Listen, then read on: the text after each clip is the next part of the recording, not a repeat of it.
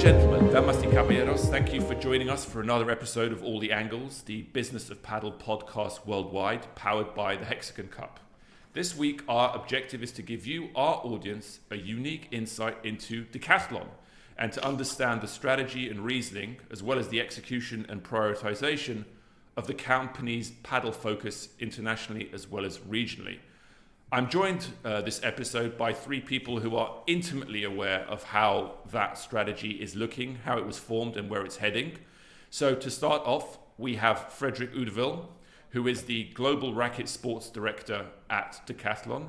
He's basically a Decathlon lifer. He's been there for 27 years across various parts of the business, from markets such as France, departments such as commercial, and sports such as walking and now obviously paddle. Also joining is Federico Fraguela who is also been in Decathlon for a number of years, since 2009. He's currently the UK commercial leader across racket sports. So both of those gentlemen, insiders from Decathlon.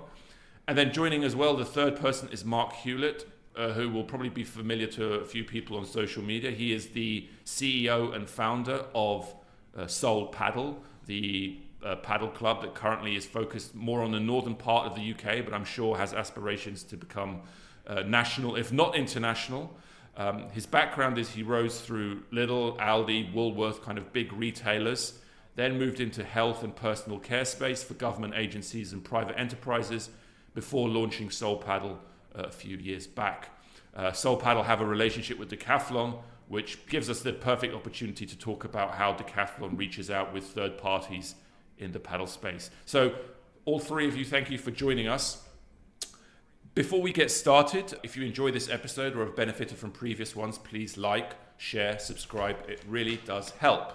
So without further ado, let's get stuck in. And I think let's talk about Decathlon generally. Before we really drill down into the paddle piece of the puzzle, I'd really like to understand the Decathlon brand more generally. So when you guys at Decathlon think about the company, think about the brand, what is the proposition of the company and its offering? And I guess what are the values and the USP that sets it aside from anything else in the market?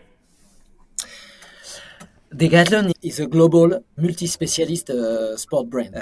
It serves everyone from beginners to elite athletes with creative sporting goods for all skills levels. We also have a selection covering 80 sports. I don't think another company has the same offer in the world. It makes us quite unique. And actually, we have more than 100,000 teammates across the world with more than almost 2,000 stores. And Decathlon has been driving a shared purpose since 1976. So it's been almost 50 years now. It's moved people through the wonders of sport. And Decathlon is also at the forefront of integrating a dynamic circular economy model across its operations. Voilà, to make a summary. As a retailer, it really seems to be flourishing, probably more than most people in specific markets may appreciate. I mean, it has a truly global footprint. Last time I checked, I think you had about 2,000 stores in across 80 countries. That may have changed since I last checked, but it's a truly global colossus. Why do you think it is that your proposition really resonates so well with consumers, especially across all of these different and varied global markets? Actually, Decathlon's consumer value proposition is deeply rooted in its founder, Michel Leclerc's business philosophy, which emphasized democratizing sports and making them accessible to all. With a clear purpose to inspire movement through the wonders of sports, Decathlon embodies inclusivity, offering a wide range of equipment and gear for all levels and people, regardless of experience or background. This approach aligns with the founder's vision of providing high-quality products at affordable prices, ensuring that the joy of sports is within everyone's reach by making sports more accessible and embracing sustainable practice. Decathlon remains committed to fostering a healthier, more active society while minimizing its environmental impact, as I said before, which is really important for us. And Mark, I've got my own perceptions of the Decathlon brand. And if I'm honest, I think when I think about Decathlon, I remember first walking into a Decathlon in the kind of Surrey Keys, Canada Waters area. I think that was one of the first ones that I ever came across because I used to play volleyball there many, many years ago when I was in my mid-20s. So we're talking about 20 years ago now. And I just remember it was like this huge monster floor space. And it felt to me like this is where you go to kind of start your journey. Like you want to pick up a sport, whether it's badminton, whether it's hiking, and you want your first piece of equipment. And it felt to me like entry-level products into specific sports. Because in my experience, you look at a lot of high street sports retailers, those kind of specialist shops that sold cricket bats and badminton rackets, they've disappeared, right? It's all JD Sports, it's all fashion, athleisure, that kind of stuff. And it became really difficult to actually find equipment. And Decathlon felt to me like wherever you want to start into a specific sport or sporting activity, this is where we've got your entry-level equipment. I have to be honest, I never thought of it as once you've done it for about a year, you're going to come back to Decathlon. It felt to me like you might graduate to the more specialist brands in those specialist areas. But if you're starting, you don't know where to go, you need that first badminton racket, that first set of hiking boots, that first tent, that first cricket bat, this is where we've got you covered. I don't know, Mark, is that your experience of the brand as an outsider, at least initially? Kind of yes and no. I think it's really interesting to look at the psychology of shopping in the UK versus continental Europe and elsewhere in the world. And I think as a nation, we're very brand conscious. So I think you would look at Decathlon and perceive, yes, it is a big shop. Yes, it has enormous variety. Not all of the brands are instantly recognizable. So albeit the price might be entry level, the quality and the technological engineering that Decathlon invest in their products means that you're getting a fantastic quality at an entry level price. Now, they have changed, I would say, a fair bit in recent times. And yes, there are more recognizable sports brands in Decathlon than there were 10, 20 years ago. But their own branded products, things like Van Rysel with a Tour de France team, are, I think, where Decathlon as a retailer, but as a concept is going. So it has definitely changed in 20 years, there's no doubt about it, and it has advanced, it has innovated. But it's still at its heart, I think, is how do we get as many people playing sport affordably with quality products, equipment and apparel. I don't think much has changed in that philosophy from what I can see. I think that kind of surprised me because when I went to my local paddle centre, Stratford Paddle Centre, and I was talking to some of the coaches, and I can't remember where it came up, but they were talking about the Quickmer brand, which is obviously Decathlon's own paddle brand, and we'll come to Quickmer, I'm sure, in a few minutes to really drill into that pillar. But they were saying this is a top quality piece of equipment. Like this stacks up against Adidas or Babolat or Ball Paddle or whoever else you may feel is your go-to specialist brand that is perceived to be the cutting edge of engineering in that space because it's so dedicated. They say, I'll take a Quickmo racket over any of those any day of the week. It performs, it has the control, it has the power, it feels comfortable.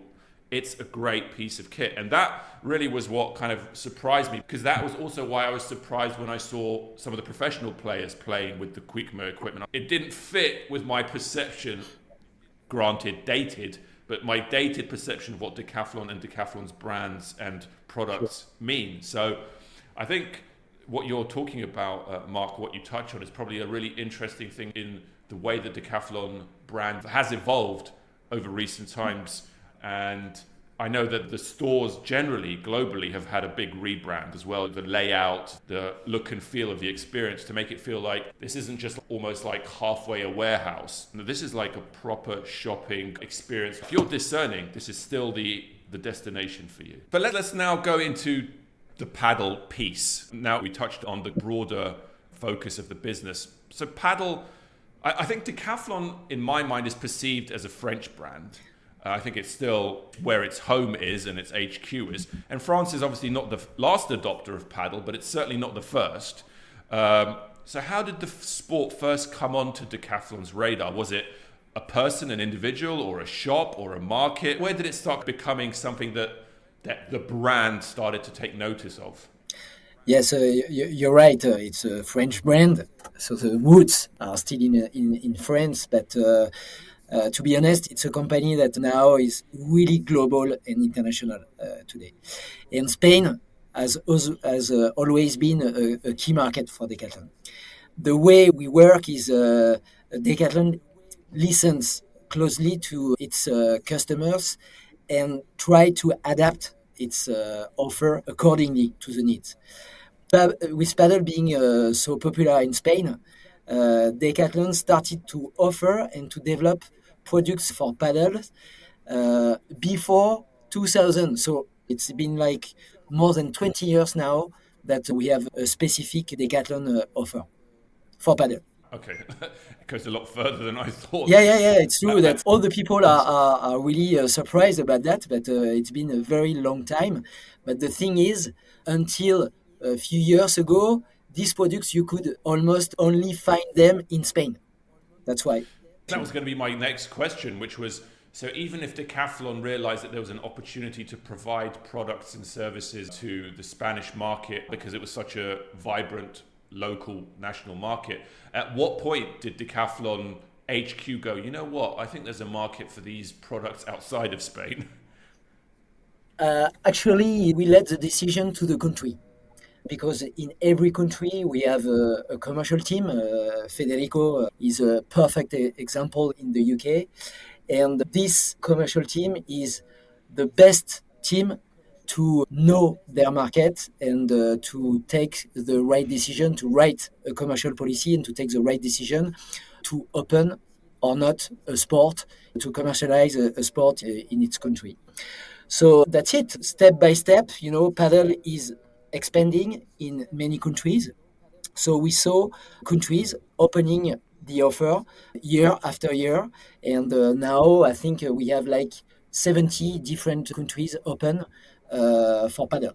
And it's just a start. I'm quite sure we will have many more in the future. If I can add to add, Alexander, for sure, this is our responsibility locally, no? To actually put the products out there for the needs of the market. And in fact, with Padel, we started online, of course. And then luckily we've got all of these touch points in our physical stores. And thanks to our teammates, I would say, that is the ones that provide us feedback, the ones that they are in contact every day with the actual paddle players and other sport players. And they were the ones like requesting, Fede, there is a need, people is asking me for a paddle racket, I need paddle balls, I need more range. And I think that this is how we manage to pretty much today. So it's a bottom-down approach where you're listening to the consumers rather than a top-down, we are imposing our vision or our views onto a market from a central point or a HQ. Exactly. This is the way we work. We listen to the countries. So we organize every year like a survey, a study of all the local needs. We make a compilation. We take decisions to build a catalog, and then we communicate this catalog to the different countries, and each country selects the offer they want or they think it's compared to the local needs. That's the way we work. And so we'll go into the pillars of the strategy and the pillars of the offering that Decathlon has, because it's incredibly varied and incredibly creative in many ways. But as you mentioned, there's that bottom-up approach, which is we respond to what we're hearing on the ground, on the shop floor, from our cashiers, who are hearing the conversations and the needs of the consumers. To what extent does any of the strategy come from the top down? Because the strategy, and as I said, we'll get into it, is so varied and so, it just feels like lots of puzzle pieces that are kind of fitting in together to each other. Surely there must be a master plan, a master strategy, a Decathlon global paddle strategy. And if so, how is that put together? How do you decide, which athletes to go with, whether to use athletes, how you want the paddle offering to all fit together? First, there is a global strategy at Decathlon level. Then after, we have to adapt it per sport. We have to take it in account and also take in account the strategy of the company, but also take in account the specificities of the sport. And then we write a sport strategy. We make it validated to make sure that we are well aligned with the company.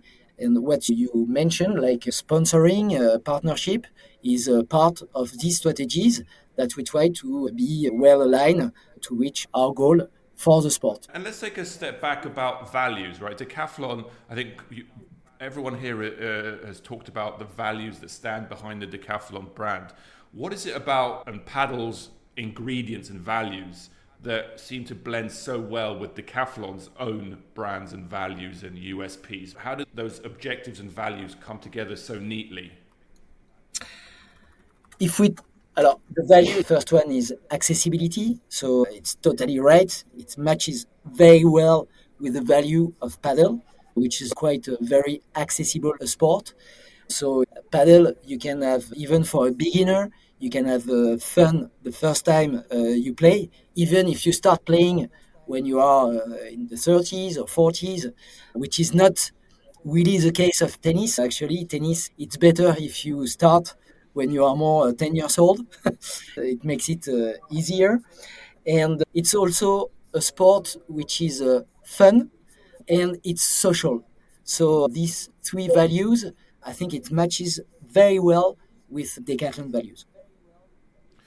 And Mark, what's your take on that? Because I know that with Soul Paddle, you clearly have a very crisp and clear sense of objectives and values that you are promoting with your brand and your project.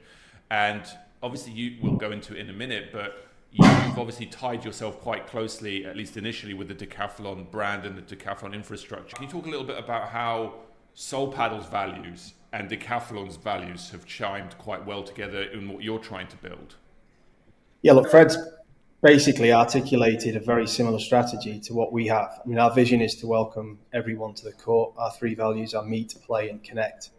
And we feel that those values very much reflect what Fred's just described, how Padel is so social, so communal. But I think if you look at the accessibility side of what we've done, we've turned 500 square meters of tarmac next to a Decathlon store into a thriving little paddle hub with 2,000 members. We have a 60-40 split male-female participation, which is very high for UK sport.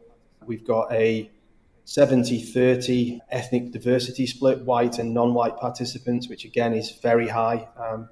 So we've basically opened ourselves up to the Decathlon shopper, but also the wider community around the Decathlon stores. And if you sit and observe a Decathlon store on a Saturday, people come for a day out. They spend a lot of time in store. They bring their children. They come with their families. So it perfectly reflects what we want to achieve with our paddle clubs. So being next door was an absolute no-brainer for us. I mean, the first stage, as you guys know, is very much a project trial concept. And we, as two organizations, have innovated on rackets, on balls, on time of day, day of week analysis. And we've shared data across that as to how each other is helping. But the fundamental aspect of this when we first started the conversations was, how do we get more people playing paddle fundamentally? And when Fede and I first met, we looked at the range that was in store at Stockport, and that now is as good as you'll see anywhere else. I mean, there's choice of rackets from 30 quid entry-level rackets all the way through to the higher end, higher price ticket. But that has been stimulated by this openness, this accessibility, and this ambition that Decathlon and we have is to get as many people playing this sport as we possibly can. And I'm guessing it's more than footfall, right? This is more than just sharing footfall, where Soul Paddle hopes that Decathlon people will stumble across their courts, be curious, and sign up for their first session. And I guess also Decathlon is hoping it's more than just some Soul Paddle players will go, I might as well pop into the shop while I'm here. So for you, it's more than just a footfall collaboration. Yeah, it's got to be deeper and more meaningful than that. And what I like about companies, and I work for 14 years for two German businesses that are privately owned and family orientated. The philosophy and the mentality is there from the founders all the way through, is that they don't need to waver on that vision. There's no shareholder pressure. There's no public market pressure on them. They are relentlessly focused on their mission to get as many people playing sport as moving and create a happy, healthy, and sustainable community around sport. And we've adopted some of the things we've seen Decathlon do, recycling stuff that we would normally have not done. We've watched and observed and taken advice from the team as to how we can make our business more sustainable by learning and working with Decathlon. So that relationship is more than just tenant-landlord. It's a deeper, more meaningful commercial relationship, but it's more philosophical. We believe the same things fundamentally. And just one thing I wanted to ask Mark. So I know that Decathlon has similar setups in different countries. For example, I played at Viva Padel in Lisbon, which is a similar setup. It's on the top of a car park rather than ground floor, but it's effectively the same concept, which is we have a lot of real estate that we would use for car parks. It's a little bit dead. We don't maybe need all that space. Let's put in some courts if we can and bring that area to life, and obviously all the knock-on benefits. Do you, Mark, get the opportunity to actually almost workshop with these different locations about what they're doing, what's working well for them? Like, is there almost like a Decathlon car park paddle collective where I'm exaggerating a bit, but Decathlon partner paddle facilities who, because they are all tied to the brand and satellites of the brand, they can come together and start sharing best practice and learnings and things like that? In short, yeah, but we're taking it one step at a time. We're working on 2 permanent locations here in the UK first. They're very much our focus over the next 6 to 12 months. But we are simultaneously in conversations with Decathlon in Australia because we have a registered entity down there. It makes sense to see if that partnership can work in other territories and locations. But if I go back to something you touched on there, the Decathlon store we're next to in Stockport is probably been there 20 years, guys, correct me if I'm wrong. And back in the day when those big box stores were built, there was no online shopping, and planners dictated that you had to have a certain amount of retail space commensurate to how many car parking spaces you need. And times have changed. Cities are much more accessible and people shop differently. So it is a strategy of ours to look at those types of locations and say, hey, there's 40 spaces here that never get used. And we monitor the car park and we assess that. Why wouldn't you want a neighbour that is also a leisure and sports operator? Because it's better than being next to a fast food joint, quite frankly. So I hope I'm speaking on behalf of the guys here, but I'm hoping it works both ways. I think I fully agree with Mark. Of course, for me, to be honest, for sure, running a paddle club is part of our core business model, but we always open to consider any partnership opportunities when they come, and more taking into consideration probably that paddle, we can say that is a new sport in the UK. But we all know it's social, family-friendly, so really aligned with the Decathlon values we discussed earlier. So I think that when this opportunity along with Mark, when we met up in Stockport, so we were really happy to explore how we could, let's say, support and grow alongside Soul Paddle this I would say exciting sport. And I think I can probably say that we have get to many people that hopefully we help them to discover paddle. Also, I think there is another point which is important, is the human aspect, which is really important for us. When we select a partner, it's important that on the human side, values are not only shared between Padel and Decathlon, but also with our partner and values of Decathlon, the spirit of Decathlon. And I have the feeling that when I'm listening to Mark, that it's totally the case, which is really good. Reassuring. Fede, I'm sure you guys must receive, this is what's working in Spain, or this is what's working in Italy, or whatever it may be, or France. Could you please do the same in the UK? Because we'd love to see the same size, we'd love to see the same growth. Do you feel like, because Decathlon is such a global brand, that it's a blessing that you get to see what's happening in other markets, or do you feel pressure from what's happening in other markets to try and match or replicate what's happening in other countries? Yeah, no, not at all. Not pressure at all. Totally the opposite. It's everything that comes to our hands here to keep supporting, the promotion of the sport. Take some ideas, good practices from other countries, no matter if they might be like a mature country like Spain. I can proudly say that I think that they have probably taken as well our idea of the partnership with Soul Paddle to probably implement or to accelerate in maybe a more mature country. So sometimes go both ways, and that's the beauty as well of Decathlon, that we are able to connect between all of the teammates in the paddle perimeter, and we can share all of the different practices that we implement. 3 years ago, Fede sent me a message saying, look, definitely now Padel is starting. We strongly believe in it in the UK. Could you come and visit us a couple of days so we can visit? So that's exactly what I did. I went to London. So we visited some Decathlon stores, some clubs together, and trying to understand the local needs, what could be specific to the UK, or we could help Decathlon UK to try to push the sport. And the collaboration is working quite well, actually. Alex, can I just reflect on that as well? Because I think it's important. People see big business often and think, dictatorial culture, hierarchy, layers after layers.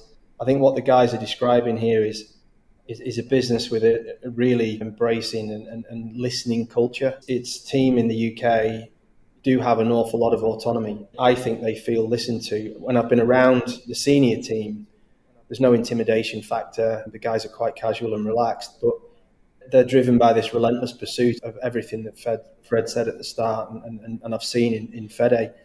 It is, and I'm not just saying this because I work with them as a partner, but I've spent 23 years in business and government.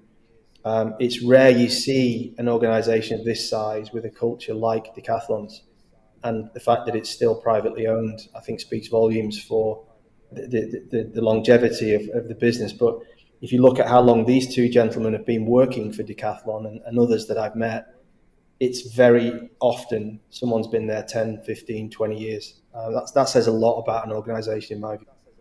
Yeah, 100%. I was thinking the same thing when I was looking through their CVs to write their intros. These guys have been here for a while, and that tends to be a positive. It means they're not looking elsewhere. We said we were going to look at the pillars of the strategy because, as we've obviously stressed a lot, there's a lot of autonomy, there's a lot of tweaking, there's a lot of personalization of the strategy as it comes to each market. But let's talk about the centralized pillars. So let's first talk about Decathlon's own paddle brand, Quickmer. So the idea of Decathlon creating its own brand within a sport, is that a tried and tested strategy across Decathlon? Does it do that in other sports? And why do it? And how do you know if it's working or not? It's a global strategy. We try to have some dedicated team, specialist team, managing every sport. And so for every sport or group of sport, we have a specific brand. Okay? We had almost one brand for every sport, for each racket sport. So we had one brand for tennis, one brand for badminton, and one brand for paddle, for instance. And we also realized that it was good to be specialized, but for the customer, it was maybe a little bit too complicated to understand. And also, it was complicated also for us to capitalize with our notoriety and image. So we decided to keep the same strategy, to keep having a dedicated brand for group of sport and not for each sport. So we will have one brand for racket sport, and it has been decided that it would be Quickmer for all racket sports, including badminton and tennis, for instance, and not only padel. And can you tell me, where did the name come from? Where did Quickmer come from? Actually, you know that paddle was invented in Mexico. So it was in 1976, which is also a common point with Decathlon because both are born the same year. And so when we thought about creating a new name, we didn't ask an agency. We didn't work this way. We worked in internal. So we launched a competition, internal competition, to invent the new name of the brand. And it was invented by someone working for Decathlon in the financial team in Decathlon Spain. And so the name means to have fun together. but in the Aztec language, which is special signature with the origin of the sport. Okay, so it's the values of the sport with a combination with the origin of the sport. That makes a lot more sense now. Okay. It felt like someone had dropped some Scrabble tiles on the floor. No. We had like almost 200 answers. People were really motivated, enthusiastic about trying to find a new name, etc. And then after, you need to make a selection.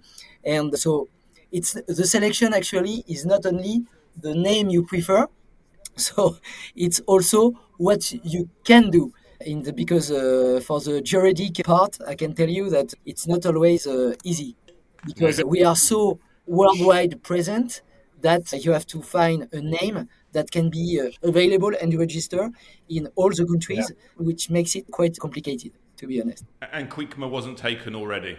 No. Surprising. No. Yes. Nobody had the idea before to make this combination from Azteca and these values. And we liked the name also because it's a short name. The pronunciation is quite almost the same in every language. And it's a dynamic name. You have quick in it. So that's what we loved it. And fortunately, the name was available worldwide. So we went for it. And so Quickma, I may not have seen all the players, but I've seen Lucia Sanz, who's one of the top female players, and Maxi Sanchez, a legend of the male professional tour, among some of the ambassadors playing with Quickma. How does that sponsorship piece fit into the mix, and how do you select which players use your equipment? When we launched Quickma, the idea was to positioning our brand a little bit more technical. We really wanted to take the opportunity to address top players' needs. And first, the first priority, to be honest, when we launched the brand in 2000, was to have a very, very good product, very technical product. So it was our first priority, and it was the basis of the strategy. So we first, before Maxi and Lucia, we worked with Horacio Alvarez Clemente, who used to be also number one in the world, with a very well-known coach. He helped us a lot to develop our products and to make sure that we have very good products. And then, when we were sure that we were ready, we decided to make this second step, to have some top players to demonstrate that our products were at the top level. And if someone like Maxi or Lucia, they have been, both of them, number one in the world, can play with our products, everybody can play with our products, that's for sure. And they help us a lot with their knowledge because they are really demanding. I have an anecdote with Maxi at the start. He liked the first racket we had developed a lot, so he said, okay, let's go together, etc. But after a while, he was missing some power with his racket. So he decided to play with a hybrid shape. And so he switched again to a diamond shape, which gives you more power, a little bit less handleability than the hybrid one, but more power. So he switched to that shape, but he was still demanding with us. He wanted to have better combination. And the racket we developed with him, I mean, he told us that now we got it. And now, definitely, I'm really happy with the product. And also, he told us that it was the best racket he had ever played with. So first, it's a compliment because he was not 100% satisfied with the product we had before at the launch of the product. It didn't match exactly with its need. So we knew that it was a real compliment, and especially coming from someone like Maxi Sanchez, someone who has been number one in the world, is still top 20. So it's something that gave us a lot of energy, and we knew that all the job, all the studies, the work we did with him, on the court, to listen to him, to modify the product, etc. Because there was a lot of, between our factory, us modifying the product. We got it. We always have some improvement points, always, but definitely we were sure that we were at the level that we want to reach. So those are the kind of the highest level of ambassadors and advocates for the brand. But am I right that actually there's also a strategy of sponsoring coaches and other people on a much more localized level to try and give visibility and credibility to the brand, market by market, maybe even club by club basis? Is that true? It's totally true. Maybe I can let Fede comment the second part, the coach Of one. course. Actually, as a brand in our international headquarters, we manage the international sponsoring strategy, who has an international impact. So players like Lucia or Maxi, they have an international impact. I mean, in every country, they travel, they play in every tournament worldwide. So it's our responsibility. But locally, in countries, yes, they have some strategies to work with some coach, and maybe Fede can maybe comment it. Yeah, yeah, of course. So, in fact, Alex, you were talking about Stratford Club. Here, I am based in London, actually. So, I always had a good relation with this club because it was one of the, let's say, first one, the biggest one that could allow people to practice the sport.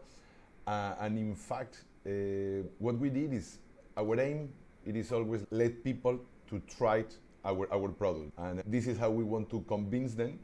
Or by others, we prefer others speak about our products than not us. So I really like when Mark talk about our products, our values, etc. And the same with the coaches. So I still remember having a meeting with Javi, was one of the co-founders of the Stratford Club, and I just handed over a few rackets, the Maxi and Lucia racket, the Pro Quickma rackets, and I said, but listen guys, just take them with you, let your team test them, the coaches, and a few weeks after, they reach out, it's like, oh, there is few coaches that they are really in love with these ones, and so they wanted to explore more opportunities. So with this, sometimes it's just coming again another opportunity to really work with them, to let them try to get feedback, and it helps not only obviously the visibility of the brand, but it helps also Fred and all of the team in Madrid, the product engineer, to keep improving our product. I'll speak as a customer of the product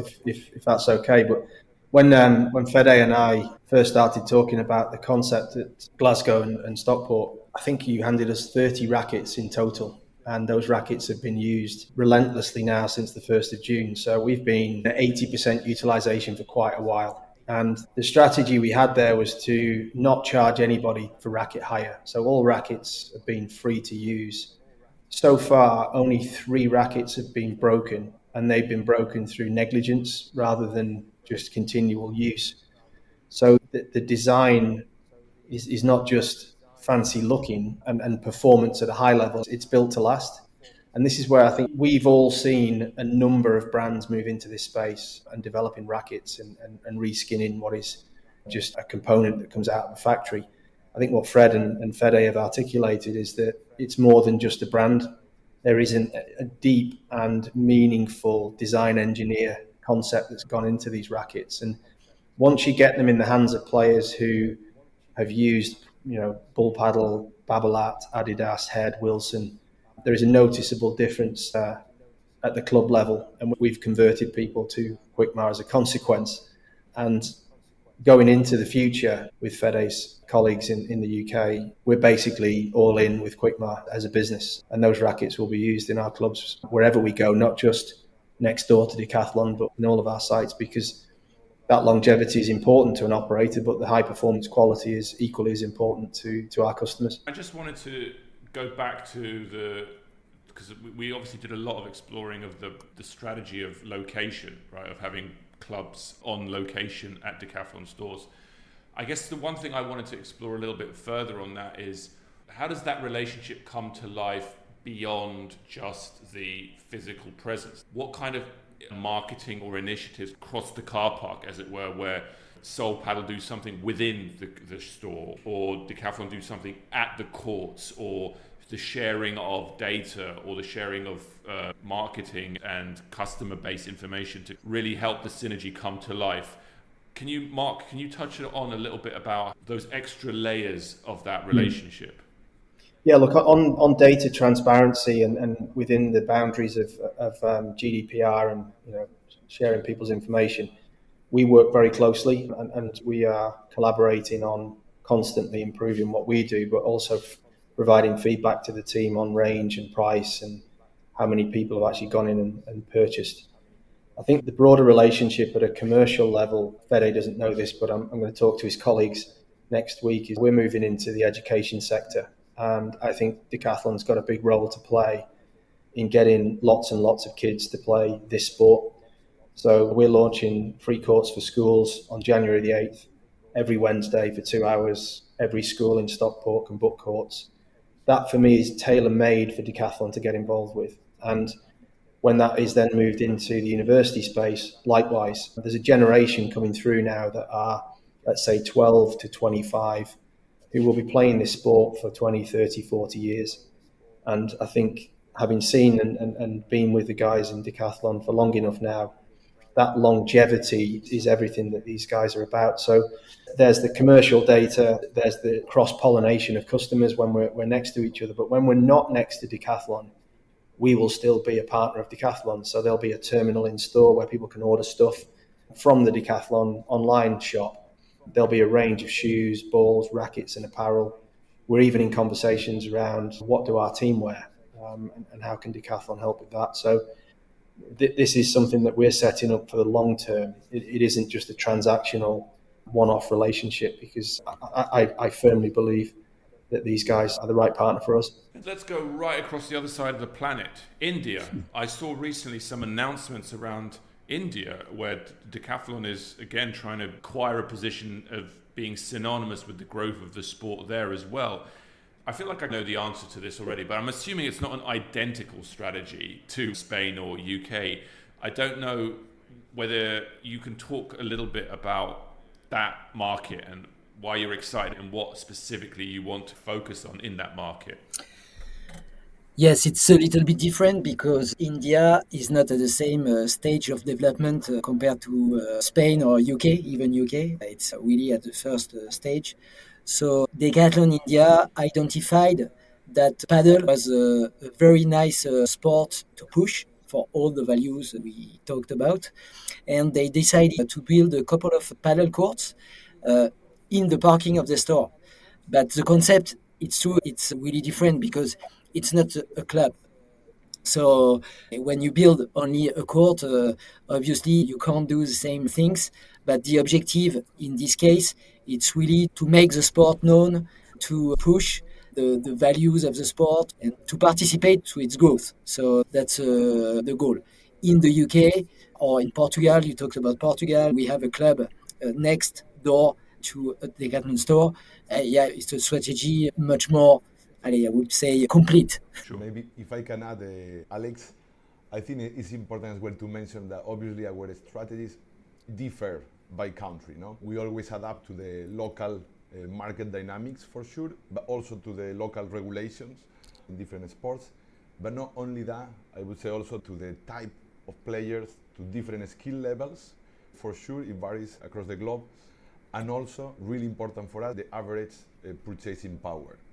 So I think that if there is one thing which is going to be constant across all countries, no matter where, it will be our quick max positioning, which it will always align with Decathlon's commitment to value for money. We speak a lot about that, but for sure our purpose will always be to promote the growth of the sport, no matter where. And I'll be honest, like we've touched on a few pillars. We've talked about Quickmo, we've talked about the sponsorship, we've talked about the locations on site or neighbouring to the Decathlon stores. We've talked a little bit about new markets. I still feel like I'm only scratching the surface of the strategy and that I'm missing the full spectrum of initiatives and activations. So let me give a little open season. What am I missing? What is the markets or the initiatives or the pillars of the strategy that I haven't even touched on that really needs a little bit of attention from your point of view? What have I missed?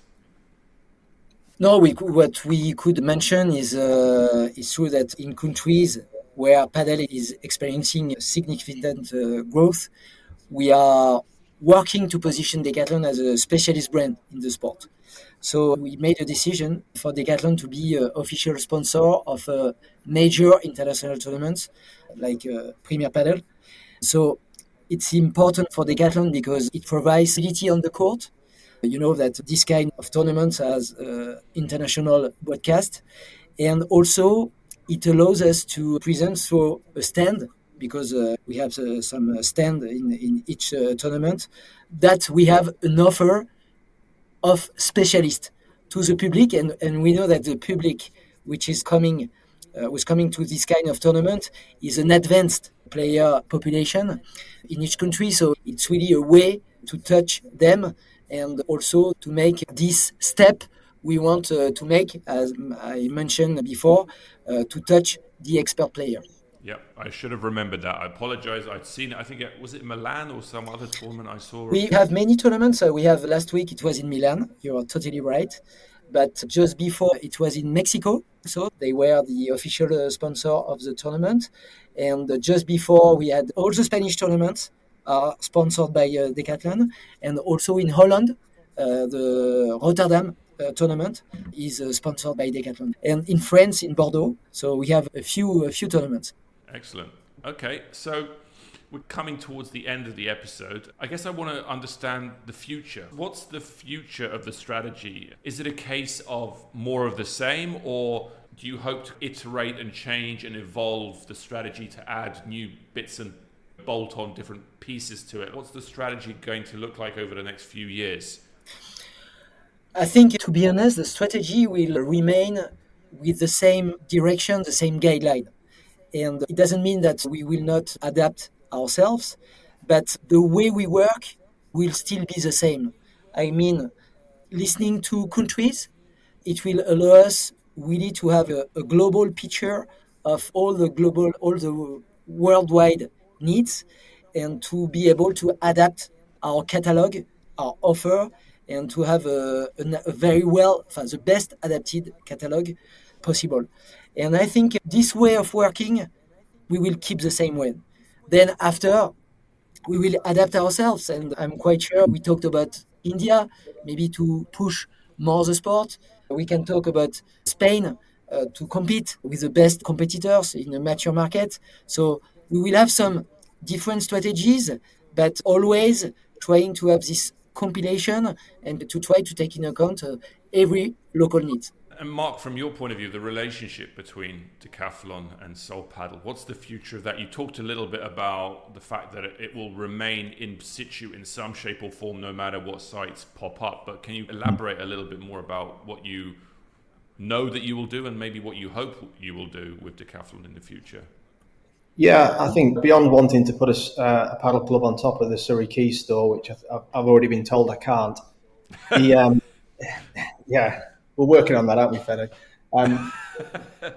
It's multifaceted. I mean, if I could just mention the chief exec of Decathlon International, Barbara, is really worth following on social media, because the amount of things that Decathlon does beyond being a retailer is really worth learning about. And these guys are being very modest in what they've shared today, but the whole concept of the relationship for us is completely multifaceted.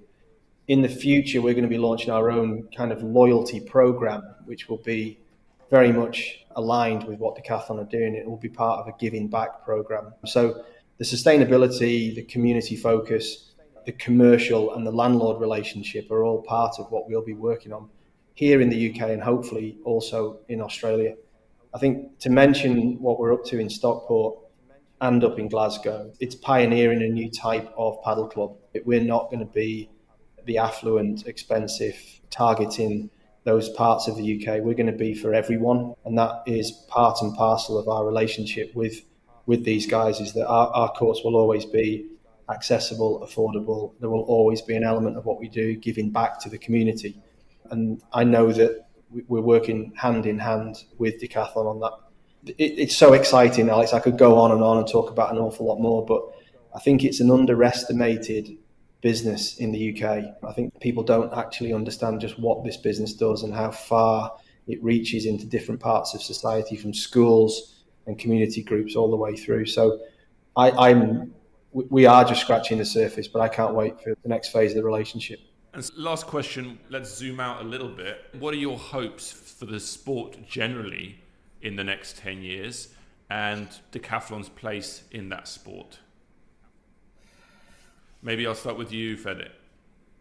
So yeah, I think that in 10 years, it will depend again per countries, but I would say that my hope is that the UK can probably be not far along. I would say maybe less. Maybe I would give it a 3 to 4 years, 5 max, to be what Decathlon has achieved in Padel as of today or the last few years, which definitely has been, I would say that Padel is a bit more practical than tennis, and I would say, correct me if I'm wrong, Fred, but I think it's the second sport more practice after football in Spain. So I think that my vision and my hope is that Decathlon will continue to be here in the UK alongside other partners like Sol Padel, for instance. We know it's working well, it's one of the good practices, and hopefully we can be there for all these people who want to try the sport, or even those who want to keep developing their skills. And what about you, Mark? What's your vision for the sport in the UK and Decathlon's place in it?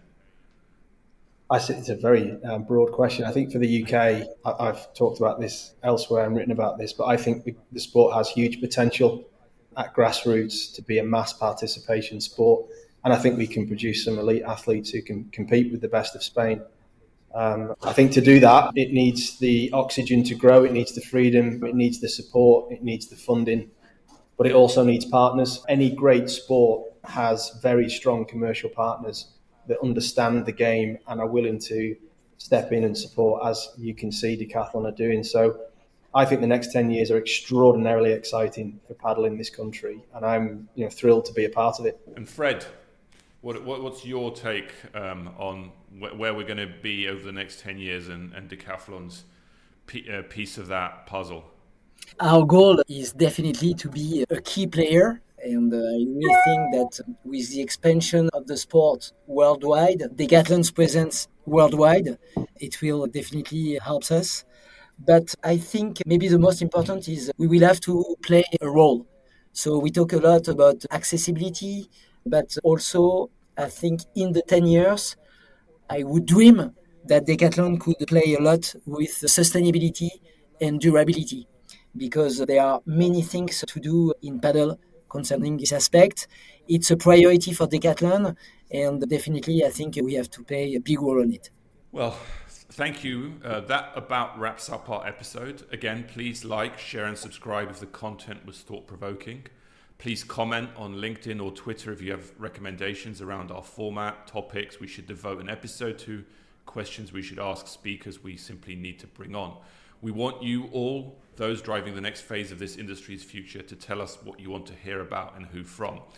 Thank you, Fred, Federico and Mark, for joining us today. We will keep doing our best to cover all the angles of the business around padel, episode after episode. Until the next one, thank you.